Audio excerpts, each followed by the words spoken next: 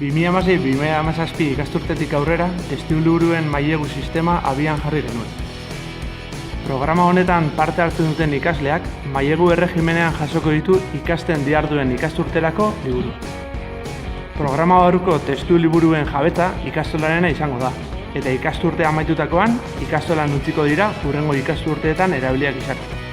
Parte hartzen duten ikasleen familiek bere ikasturteko liburuen prezioaren 125% ordainduko dute. Diru ekarpen hau liburu zaharrak ordezkatzeko eta berriak erosteko erabiliko du ikastolak. Testuliburuen mailegu programan ikastolan dauden LH1, LH2 eta LH3 kurtsoetako ikasleek parte hartuko dute. Horretarako, parte hartzeko nahia espresuki adieraziko diote ikastolari egun hauetan banatutako orrietan. Grafikan ikusten duzuen bezala, oso harrera ona izan du programak azken 2 urte hauetan. Zuek ere animatu zaitezte.